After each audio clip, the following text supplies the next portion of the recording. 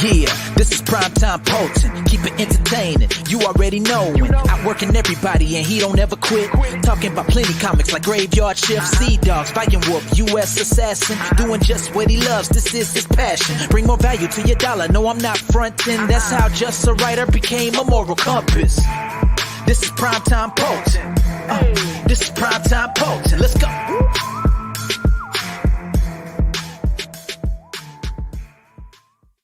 What's up, guys? Happy Thursday. It's the Moral Compass. With me, the Cowboy, Phil McNulty. Phil, I feel like it's been forever since we talked to each other. The rumors of my demise have been greatly exaggerated. So I haven't told you this because I figured I'm going to lead the podcast off with this story. So my brother calls me Sunday night, and Sunday night I'm trying to get a paper done for grad school. It's due Monday, right? So I'm just like, I was due that by midnight that night. So I'm like, I got to get this done, got to get this done. And I get a call from my brother. Shout out to Patrick, watcher of the show. And he says to me, I just want to make sure everything's okay. I said, what's the matter? And he goes, I know how much you love doing the Pod Gods, and it's your favorite side project. And I just wanted to know, are you done with the show? Because you got the Vince McMahon treatment. I just wanted to... And I said, no, it's just a joke. It's just a joke. I said, we had to push it off because I had grad school. I didn't have internet the day we were supposed to record.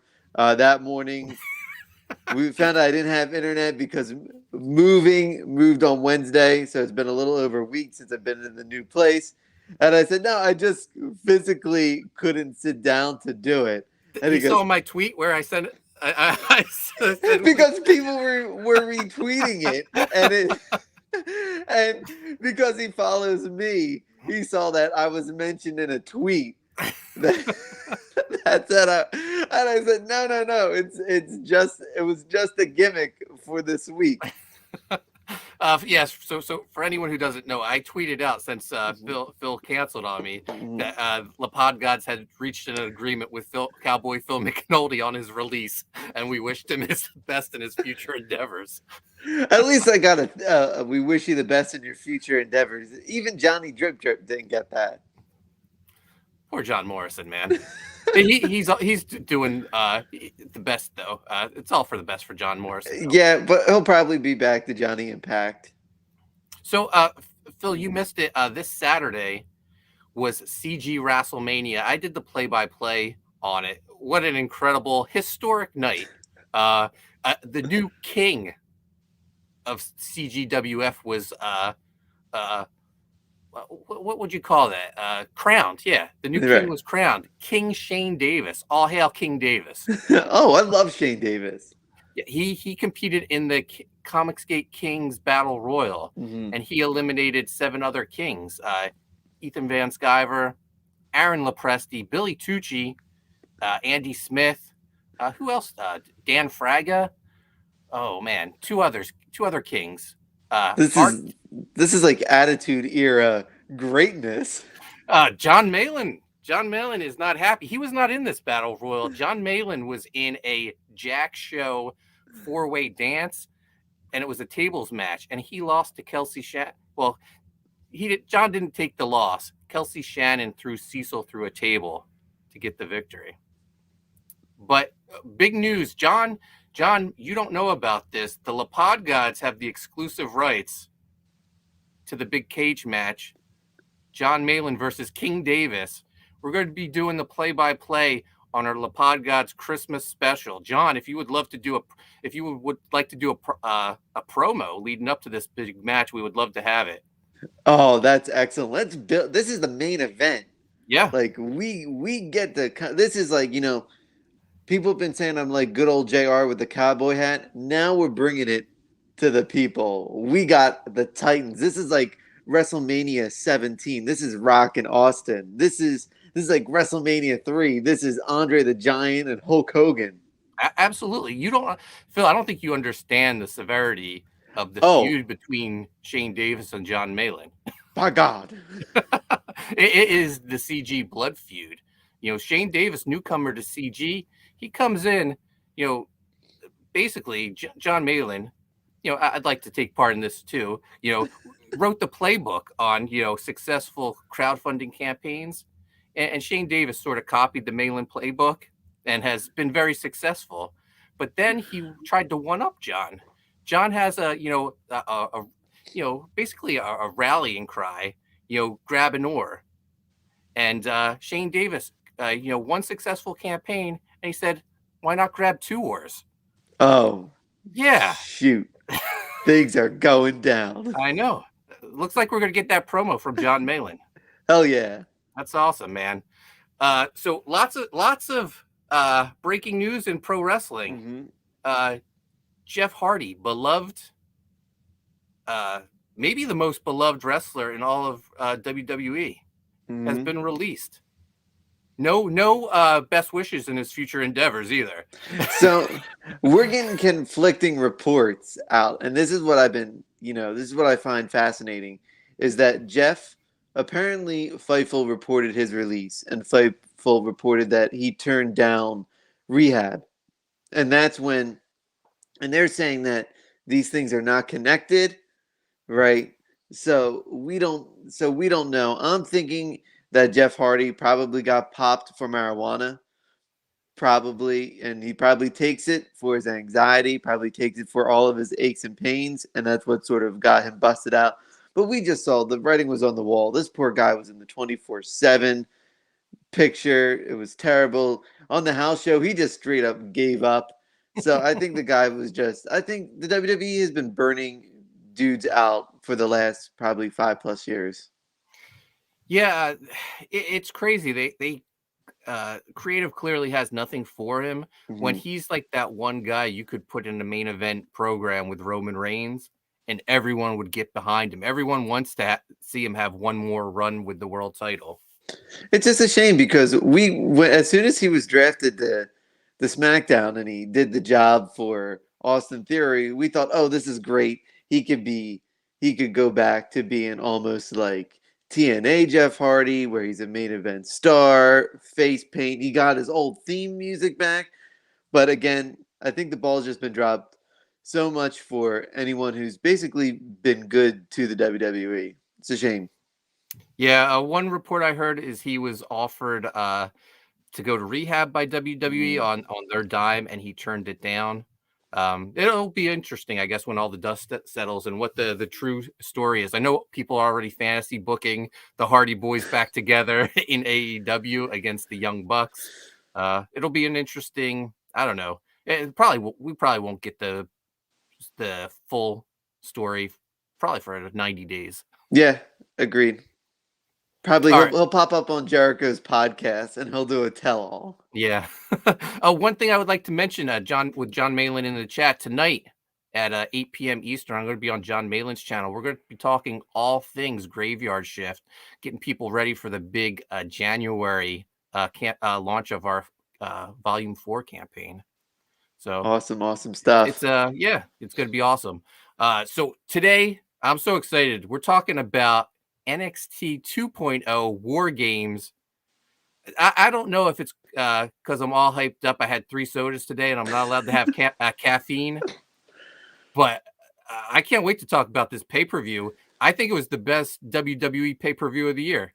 And I don't know if you got to see the follow-up. The follow-up was just as good. I like to think that we're on the cutting edge of our wrestling news coverage. We started with 2 years ago with Slammiversary, with Impact, and now we were right there for the debut of 2.0, and I think it's like our new little engine that could.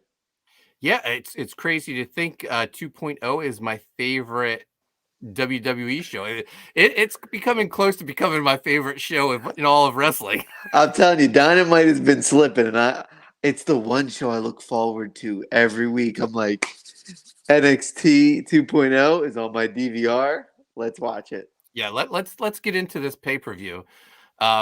Starts off with the women's War Game match, and this is Dakota Kai teaming up with Toxic Attraction versus Raquel Gonzalez, Cora Jade, Io Shirai, and Kaylee Ray. Now, I give Cora Jade a ton of crap. Mm-hmm. She almost wiped out on her skateboard coming out to the ring. I saw that, and when I saw that, I said, What did we do to deserve that? Because someone was smiling down upon us that day to just give her that little trip.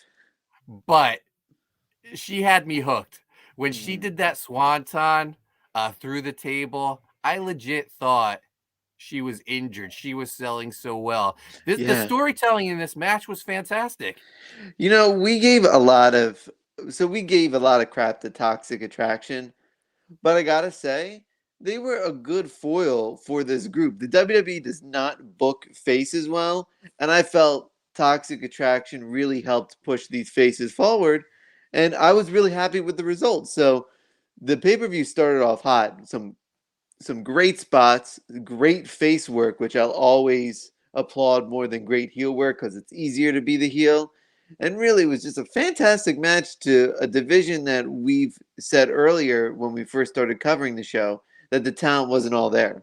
Yeah, I want to take this moment to apologize Mhm. to Gigi Dolan and JC Jane, who I said weren't in Mandy's league when they were put together in Toxic Attraction. Right. I want to take that back. I think they outshine Mandy now. Agreed. They were fantastic, especially Gigi Dolan, who started the match for the women. I gotta say, I never felt more wrong in my life than when I saw this opening contest because it really was a tone setter. And I was just like, oh, if every match after this that follows is better than this one, then we're in for a good ride. And no doubt, the show just kept getting better as it came along. So the baby faces get the win. They're trying to protect Cora Jade, who's selling the injury when she goes through the table. She's basically relegated to one arm. Raquel Gonzalez gives her a kendo stick to beat people away, and she gets the surprise pinfall.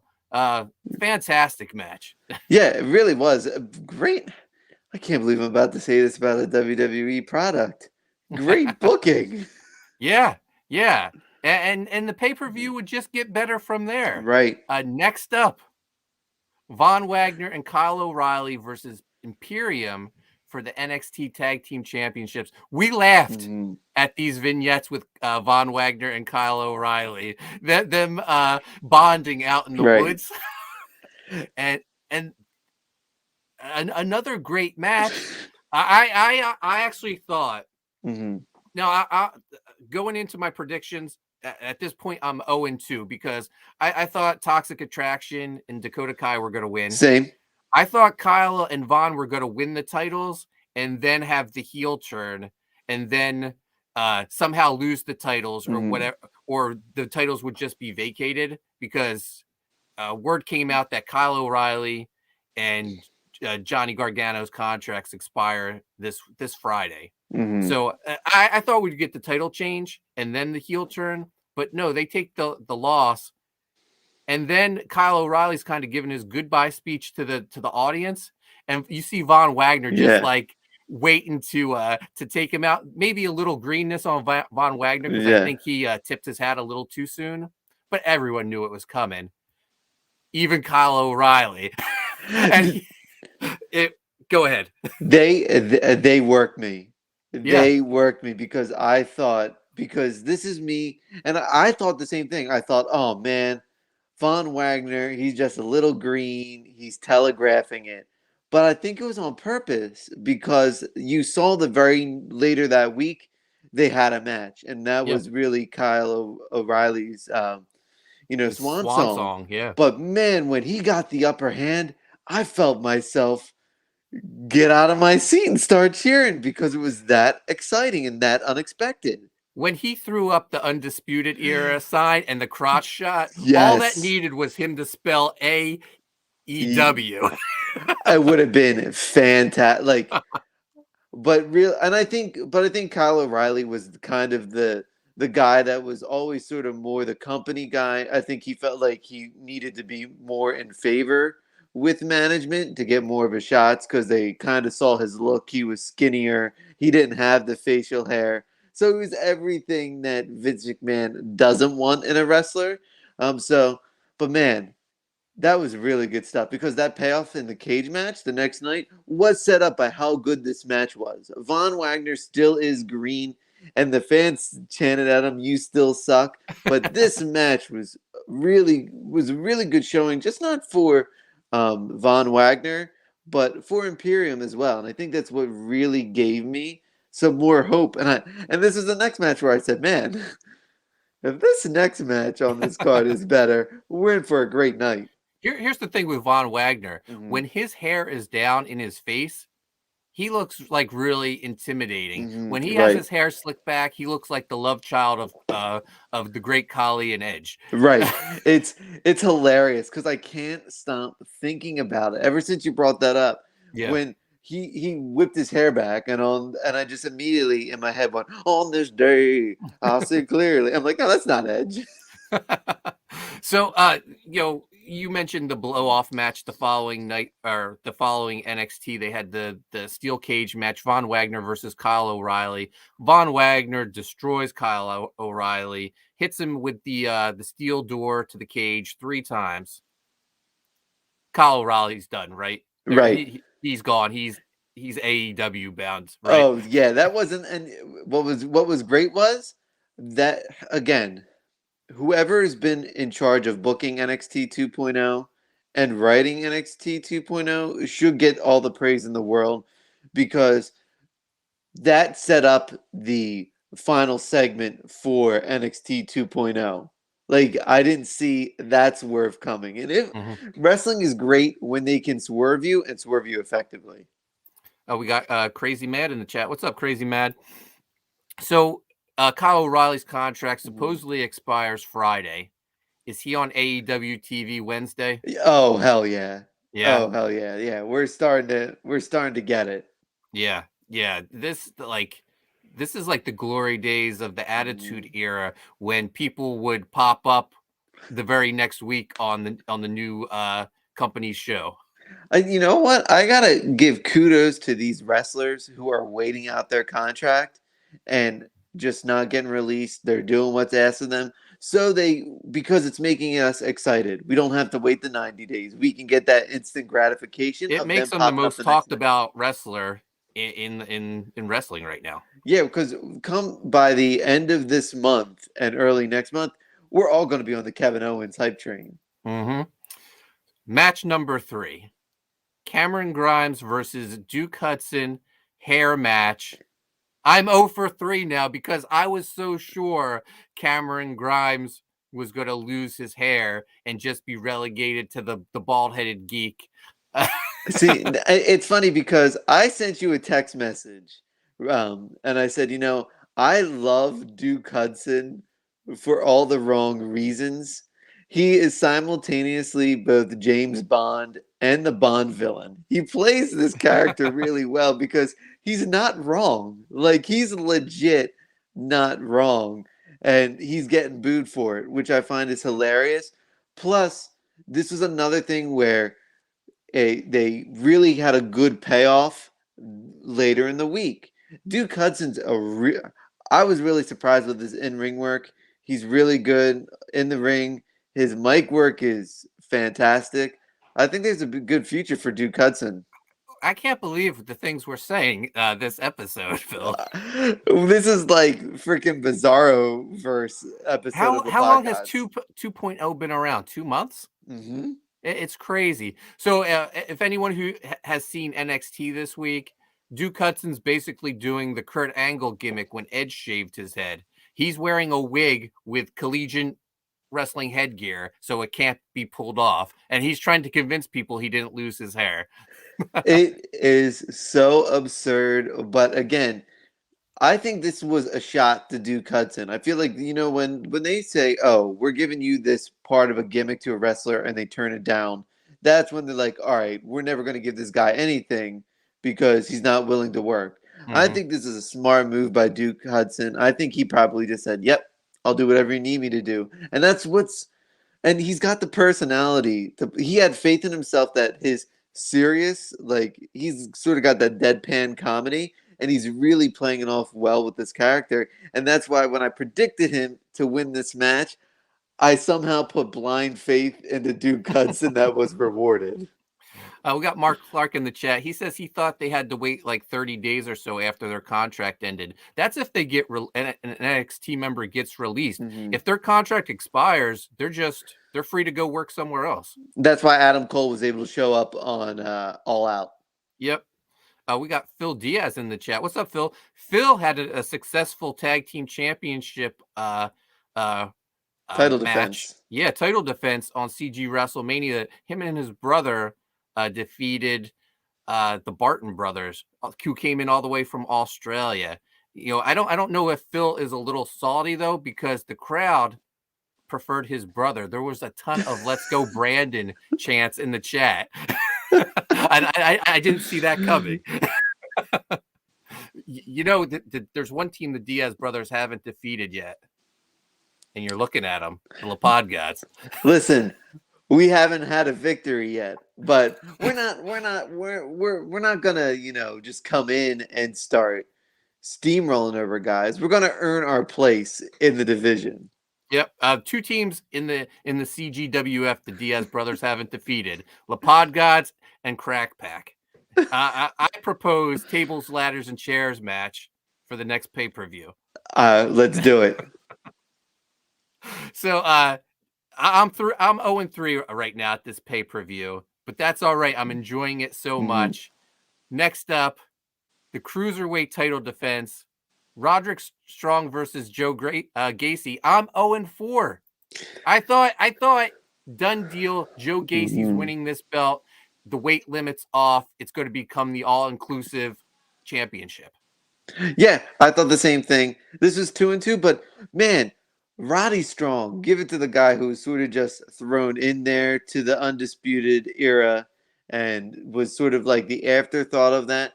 But Diamond Mine is what have we talked about? We said this was their best stable that currently the WWE has right now. Yeah. And Roddy, I got to say, Joe Gacy was actually was good in this match, which is another thing I can't believe. I've been on the Joe Gacy train probably since week 2 of NXT 2.0. The guy's great. I don't want to say fantastic. I'm overusing that word, but Diamond Mine, I can't say enough good things about him. Put them on the main roster and put Chad Gable with them. That would be fantastic. It just because Malcolm Bivens is so good on the mic, and it's amazing because we've seen him interrupt faces and they start booing him. Like the Joe Gacy all inclusion seminar that he had the week before. Like people were really enjoying that spot. So when Malcolm Bivens came out, they started to boo, and then he ended up getting them on their side, and that's just a testament. Again, I can't believe we're saying this, but are they really doing do they really have secretly good talent on 2.0? Like we originally thought it was because it was like roadkill.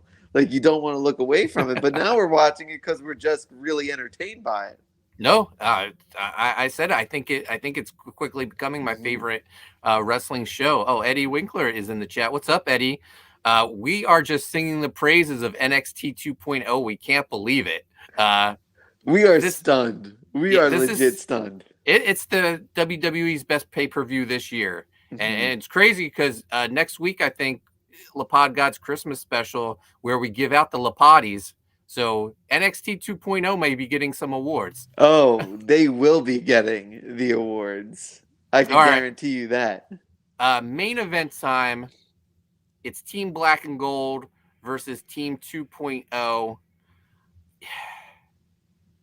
I think I was torn on this. I don't think I ever picked a winner, but Team 2.0 beats the OGs, and Johnny 2.0, he takes the pinfall. The new blood, they look great in this match. This is, we thought it was weird that Braun Breaker was sort of almost doing this mini heel turn, but really, I think this was again another properly executed build Hmm. for Breaker. He wasn't the heel. He just played, hey, I'm a new guy and I want to be the face of this new show. So he had to come out and join the new guys because again, this set up for this week's episode where we're not getting heel Braun Breaker, we're not getting face Braun Breaker. We're getting legit, you're either going to root for him or you're going to boo him based on who his opponent is. And I think we're going to start to see a double turn when he and Ciampa ultimately face off for the world title. Yeah, if anyone saw NXT this week, Braun Breaker came out, cut a promo, clearly babyface Right. now. So Eddie says, okay, he'll admit the show has gotten better. Eddie, I don't know if it's Stockholm syndrome or if we're living in some bizarro world or the WWE is actually doing something of note. But man, And Eddie says, don't worry, he won't make fun of Sting today. That's good, Eddie, because I don't want to ban you from the chat. But man, I want to sing the praises of a bunch of people in this main event. First, LA Knight. It feels like he's more Eli Drake than LA Knight the past couple weeks. right. Really, I think of all the OGs, LA Knight had the best showing by far and away. He looked like a monster at times. We just saw how good he is at holds and transitions, especially in a match that's built on super violence. He was sort of almost the in-ring general at times to get everyone back in position. I think that's why they threw him in this match. And I think he got a well-deserved build up the 2 weeks prior to say, hey, we trust him and you guys should enjoy him. And I think this is the start of his real babyface run as well. Do you think when he first came to NXT, he was told to drop some of the Eli Drake mannerisms and he figured out it's not working, so he's just going to be himself? Totally. Yeah. That's totally what happened. Eddie says, LOL, I guess the best of garbage can seem like a gold nugget, but yeah, it was good. Yeah. So Johnny Gargano, he takes the pinfall. He comes out and he's wearing like a mixed match of all his takeover gear, almost seeming like this is it for him. And then later, after the pay-per-view goes off the air, they show like what happens afterwards, and he gives this like speech. He doesn't know what the future holds for him, and he's going to address his future at NXT this week. So he does.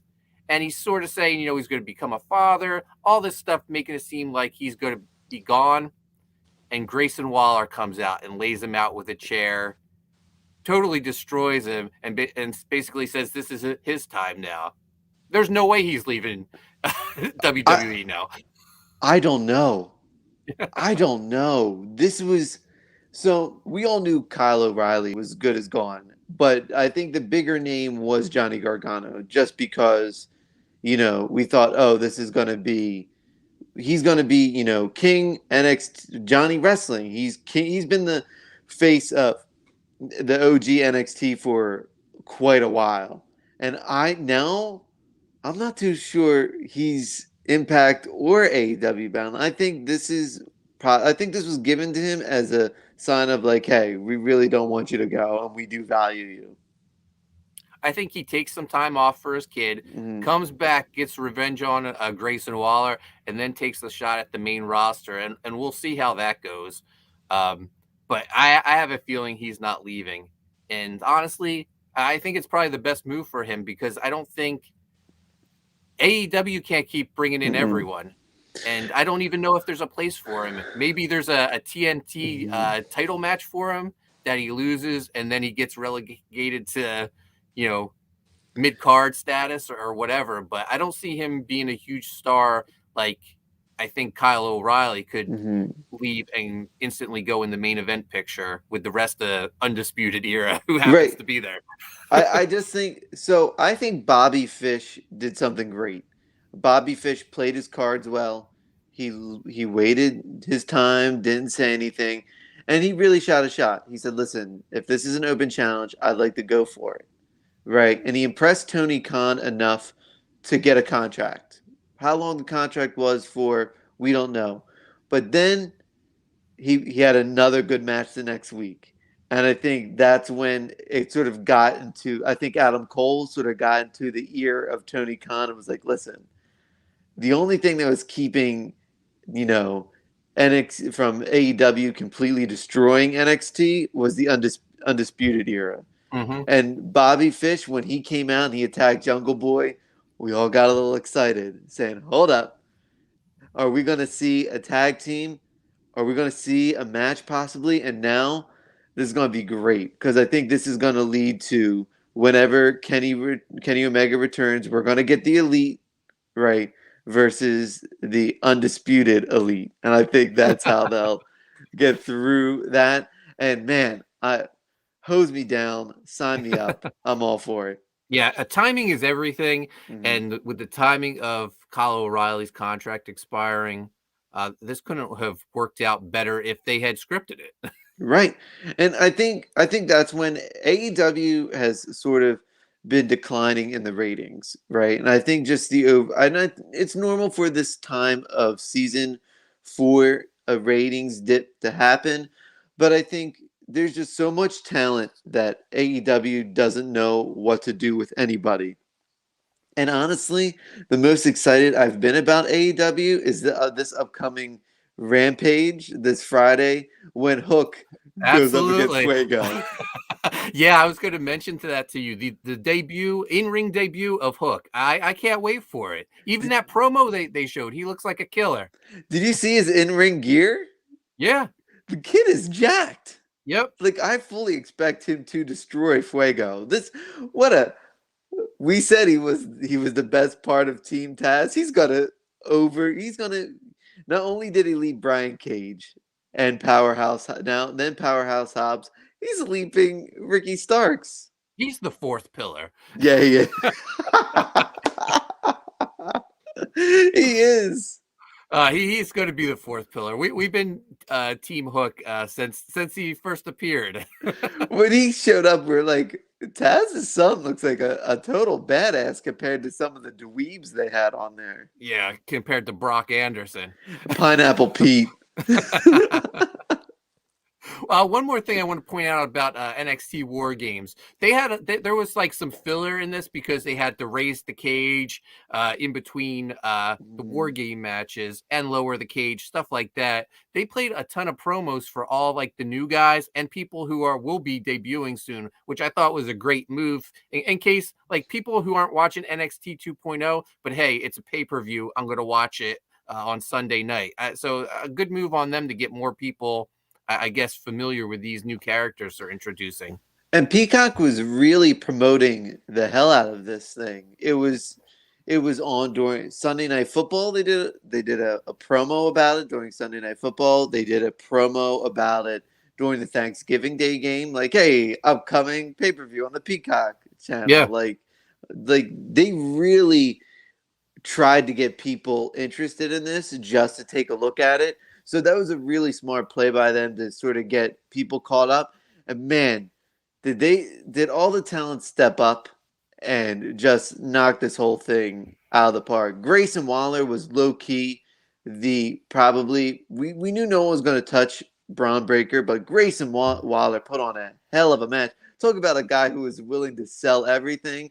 He was willing to act like a dead body the entire match. It was great. He needs new ring gear. Yes. The I don't know. It's the shorts are not good. I don't know if it's the gloves or whatnot, but he just needs a new look because his mic skills, they're actually pretty decent. And I think he's been working with a bad script and he's been sort of getting it over.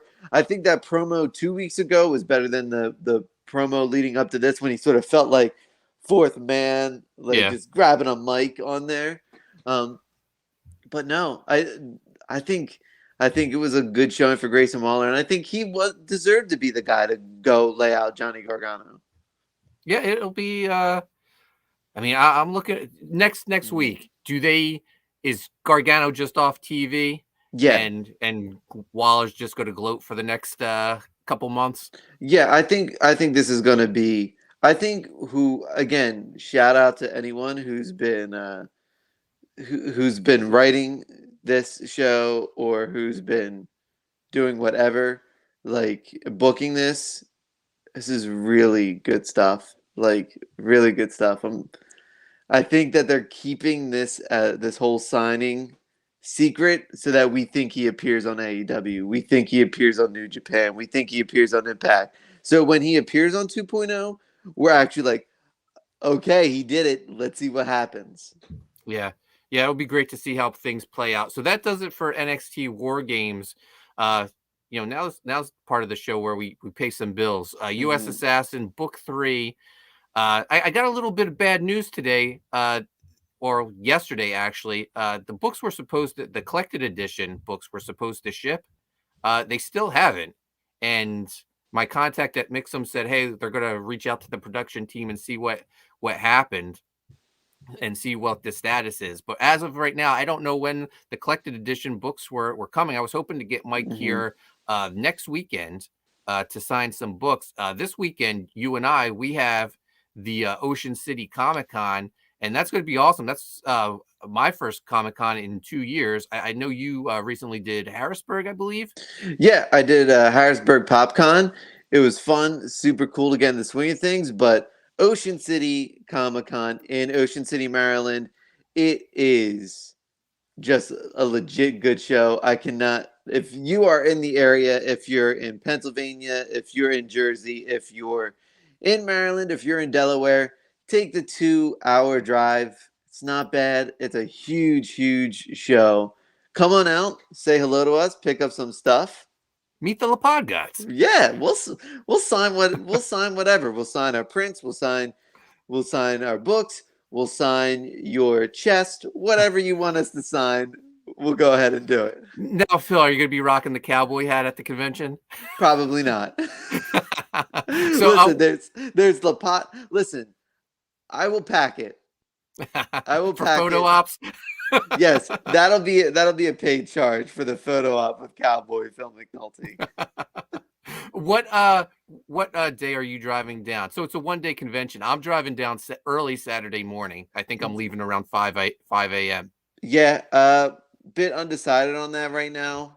Think maybe I'll get a place Friday night, just around there. Maybe because I've got grad school, so I'll probably, as soon as the show's done, I have to make the drive back up so I can finish my papers. But yeah, who knows? I'll definitely let you know. But please come by, hang out. We're back to back on the row, so yeah.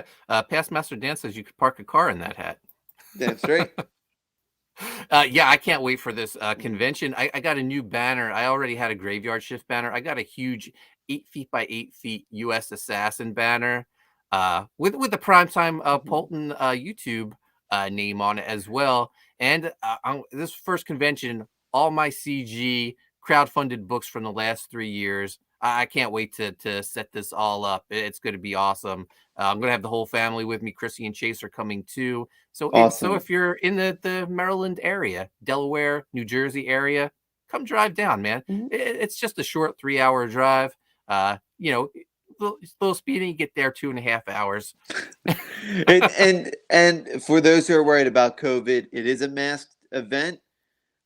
So you'll be fine. Everyone there will be fine. They've done a real good job of making sure everything's spaced out, making sure that anyone who enters is going to wear a mask and keep a mask. So if you're a little hesitant to go because of the pandemic, they're taking all the safety measures to make the show a huge success. And we're going to be there, and we'll be glad to remove our masks to take a picture with you.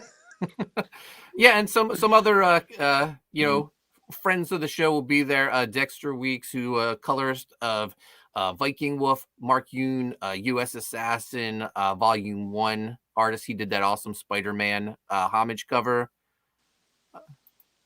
Past Master Dan says, "Let my wife drive. You'll get there early." Same with my wife as well. But I'll be doing the driving. She'll be sleeping in the car. Same with Chase since we're leaving so early. So since it's we're away this weekend, probably won't be a La Pod God Sunday, but we'll be back for the La Pod Gods Christmas special, and that's where we're exchanging wrestling related gifts. We're handing out the Lapodis for the wrestling awards that we do, and we're doing the play-by-play for the big John Malin versus Shane Davis cage match. Malin's was already here. He says he's cutting a promo for us. It's going to be fantastic. If you guys watch CG WrestleMania, you know what you're in for. Absolutely, it's a blast doing these.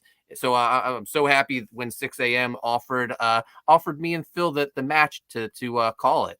And Phil, no, I don't want to put any pressure on you, but this could be your tryout to go to the big show and do play-by-play with me on the other CG WF matches. By God, the humanity.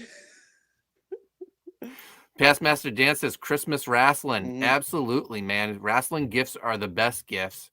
Mark Clark says no unitards, please. No, if you saw the La Pod Gods, we wrestle in I wear the Moral Compass t-shirt. Phil wears the Moral Compass hoodie. You know, I've been thinking a lot about our tag team, Phil. We need like a theme song. You know, we can't come out to the Moral Compass theme song. That's not fair to you. We're a team. Thank you. We'll get one going. Going. I mean, should I reach out to my guy and have him do one? I didn't know if you wanted to sing it like the Quebecers or... No, reach out. As long as we get some country undertones in there, almost like an Old Town Road, let's go do it. Yeah. We need one that goes with our entrance. I love our entrance. You know, they made you a little guy, but you come out with the big guy Braun Strowman entrance where you're like... I know. Listen, I just need a few extra inches taller. I'm 6 foot. I think it works for you. If you were to compare us, what teams do you think we pattern ourselves after? Oh, we're definitely FTR. Yeah, we're definitely FTR. No flips, just fist. We are the best technical tag team in the game. You are not beating. When you step in the ring, you better be prepared to either make it a no DQ match or to make it some flip-de-doo match, because you ain't beating us when we step in the ring. We're that good of a technician. I love it. Yeah. Imagine the Hart Foundation where there's 2 hitmen. That's the La Pod Gods. Past Master Dan says unitards are underwear with shoulder straps. Yeah, no. I mean, there's no arguing that. Yeah, we don't wear that though. We don't wear that. No, we're jeans, t-shirts, and hoodie guys. Basically, what you see is what you get. Yeah. No fancy gimmicks. No gimmicks needed. We're the La Pod Gods. Right. No gimmicks needed. That's our tagline.